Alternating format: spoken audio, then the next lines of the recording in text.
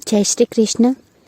श्रीमद भगवद्गीता जशी आहे तशी या ग्रंथातून, जो आपला भारताचा सर्वात पवित्र ग्रंथ आहे, या ग्रंथाची हळूहळू आपण संपूर्ण माहिती व त्याच्यातील जे अमूल्य ज्ञान आपल्याला भगवान श्रीकृष्णाने दिलेले आहे ते आपण या श्रीमद भगवद्गीतेच्या आधारे जाणून घेणार आहोत. कारण ज्ञान कितीही असले परंतु आपण ते व्यवस्थित जाणून घेतले नाही व आयुष्यात जर उतरवले नाही तर त्या ज्ञानाचा उपयोग खऱ्या अर्थाने आपल्याला होत नसतो.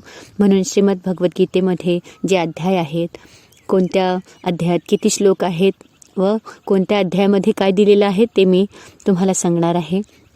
श्रीमद भगवद्गीतेमध्ये एकूण 18 अध्याय आहेत. पहिल्या अध्यायामध्ये एकूण 46 श्लोक आहेत, दुसऱ्या अध्यायामध्ये 72 श्लोक आहेत, तिसऱ्या अध्यायामध्ये 43 श्लोक आहेत, चौथ्या अध्यायामध्ये 42 श्लोक आहेत, पाचव्या अध्यायामध्ये 29 श्लोक आहेत, सहाव्या अध्यायामध्ये 47 श्लोक आहेत, सातव्या अध्यायामध्ये 30 श्लोक आहेत, आठव्या अध्यायामध्ये 28 श्लोक आहेत, नवव्या अध्यायामध्ये 34 श्लोक आहेत, तसेच 10व्या अध्यायामध्ये 42 श्लोक आहेत, 11व्या अध्यायामध्ये 55 श्लोक आहेत, 12व्या अध्यायामध्ये 20 श्लोक आहेत, 13व्या अध्यायामध्ये 35 श्लोक आहेत, 14व्या अध्यायामध्ये 27 श्लोक आहेत, 15व्या अध्यायामध्ये 20 श्लोक आहेत, 16व्या अध्यायामध्ये 24 श्लोक आहेत, 17व्या अध्यायामध्ये 28 श्लोक आहेत व 18व्या अध्यायामध्ये एकूण 78 श्लोक आहेत. असे एकूण श्रीमद भगवद्गीतेचे एकूण 700 श्लोक आहेत.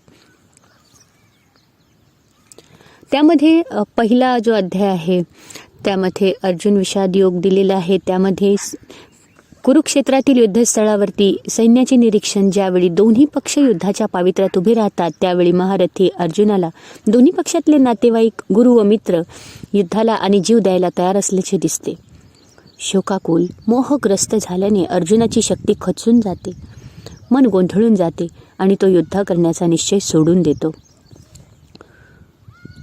त्यानंतर दुसऱ्या अध्यायामध्ये, ज्यामध्ये 72 श्लोक आहेत, पहिल्या अध्यायात आपण बघितलं 46 श्लोक आहेत, तर दुसऱ्या अध्यायामध्ये ज्याच्यामध्ये सांख्ययोग दिलेला आहे, त्यामध्ये गीतेचा सार दिलेला आहे. अर्जुन भगवान श्रीकृष्णांना शरण जाऊन त्यांचे शिष्यत्व पत्करतो.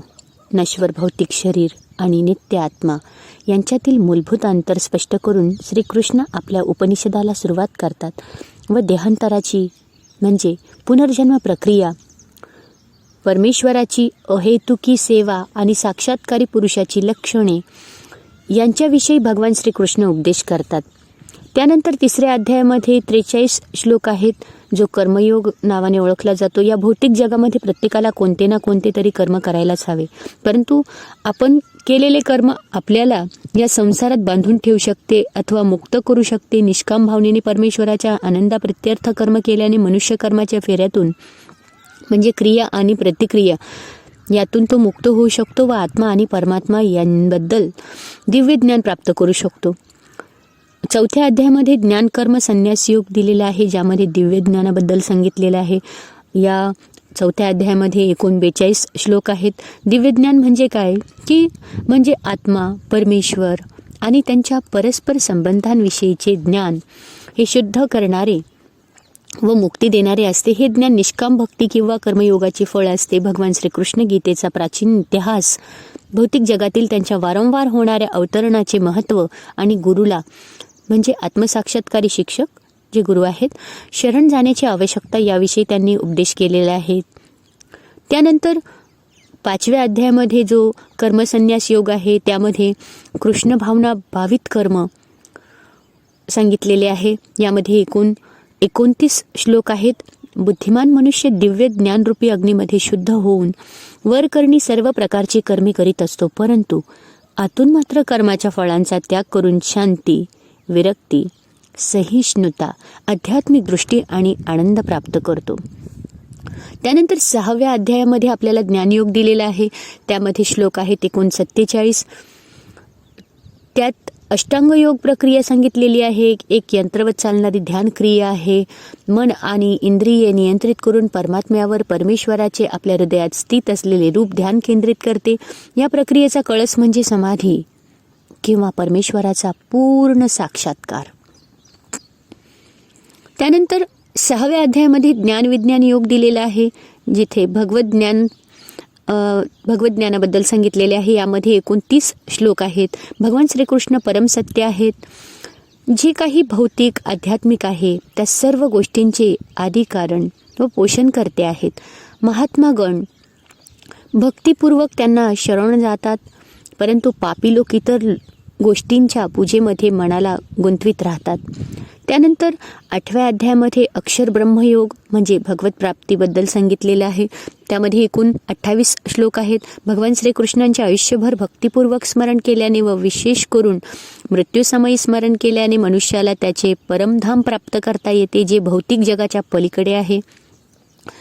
त्यानंतर 9व्या अध्यायामध्ये राजविद्या राजगुह्य योग सांगितलेला आहे. परम गोपनीय ज्ञान दिलेले आहे.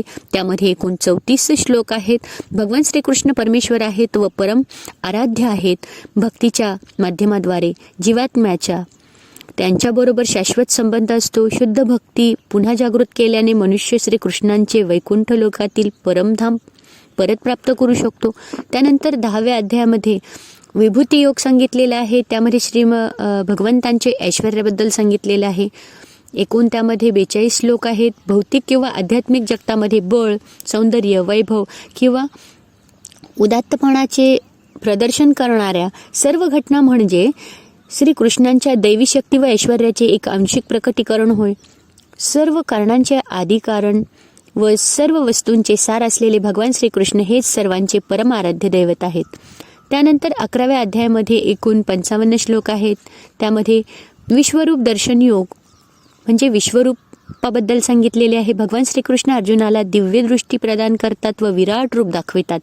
आपले अद्भुत असीमित रूप प्रकट करतात. अशा प्रकारे ते स्वतः परमेश्वर असल्याचे सिद्ध करून दाखवितात. श्रीकृष्ण सांगतात की त्यांचे सर्वांग सुंदर मानव सदृश्य शरीर हेच परमेश्वराचे मूळ रूप आहे. केवळ शुद्ध भक्तीद्वारेच मनुष्य हे रूप पाहू शकतो. त्यानंतर 12व्या अध्यायामध्ये त्यांनी भक्तियोगाबद्दल श्रीकृष्णांची प्रेममयी सेवेबद्दल सांगितलेलं आहे. त्यामध्ये एकूण 20 श्लोक आहेत. भगवान श्रीकृष्णांचे शुद्ध प्रेम प्राप्त करण्याकरिता भक्तियोग हे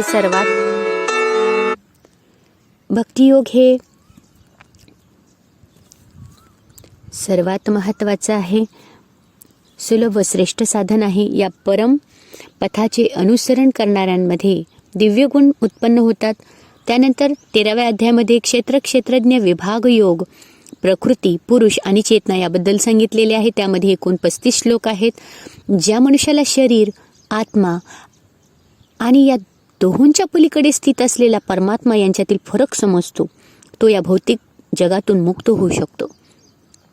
त्यानंतर 14व्या अध्यायामध्ये एकूण 27 श्लोक आहे. यामध्ये गुणत्रय विभाग योग म्हणजे त्रिगुणमयी माया याबद्दल सांगितलेलं आहे. सर्व देहधारी जीव सत्व, रज आणि तम या भौतिक प्रकृतीच्या 3 गुणांच्या नियंत्रणाखाली असतात.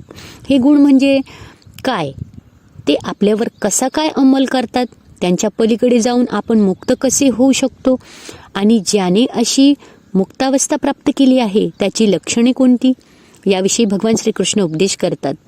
त्यानंतर 15व्या अध्यायामध्ये एकूण 20 श्लोक आहेत. त्याच्यामध्ये पुरुषोत्तम योग, परमपुरुषाचा योग याबद्दल ज्ञान सांगितलेले आहेत.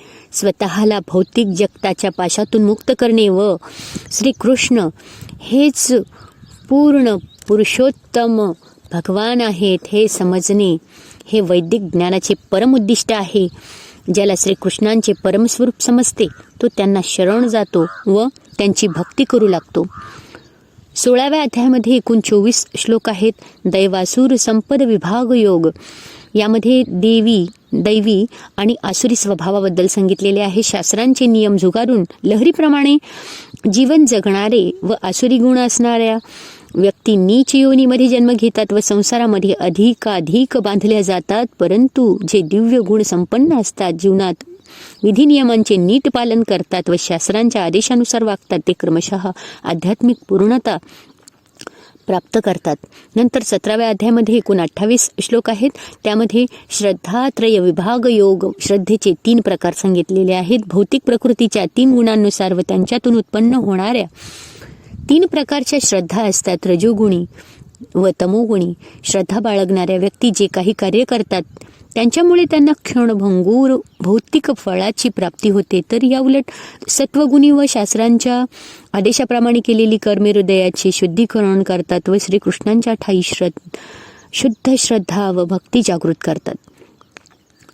त्यानंतर 18व्या अध्यायामध्ये एकूण 78 श्लोक आहेत. मोक्ष संन्यास योग गीतेचा निष्कर्ष, त्यागाची पूर्णता यामध्ये सांगितलेली आहे. वैराग्य आणि मानवी चेतना व कर्म यावर प्रकृतीच्या 3 गुणांचा परिणाम याविषयी भगवान श्रीकृष्ण विवेचन करतात. ब्रह्मसाक्षात्कार, भगवद्गीतेचा महिमा, गीतेचा अंतिम निष्कर्ष याविषयी भगवान श्रीकृष्ण उपदेश करतात. आणि सर्वोच्च धर्म म्हणजे भगवान श्रीकृष्णांना पूर्णपणे बिनशर्त भक्तिभावनेने शरण जाणे. शरणागतीचा हा सर्वोच्च मार्ग सर्व पापातून मुक्त करून पूर्ण ज्ञान प्रदान करतो व श्रीकृष्णांच्या नित्य दिव्य धामामध्ये प्रवेश मिळवून देतो. अशा प्रकारे आपण थोडक्यात कोणत्या अध्यायामध्ये काय दिलेलं आहे, किती श्लोक आहेत हे बघितले आहे. त्यानंतर आपण श्रीमद भगवद्गीतेचे हळूहळू संपूर्ण प्रत्येक श्लोकामध्ये कोणत्या कोणत्या गोष्टी स्पष्ट केलेल्या आहेत, जीवन जगण्याचे कोणते कोणते आधार आहेत. श्रीमद भगवद्गीता म्हणजे फक्त काही ग्रंथ नाही आहे, तो संपूर्ण तो विशिष्ट धर्माचाच ग्रंथ आहे असेही नाही आहे. तर जगातील जो मानव जात आहे, मानव धर्म आहे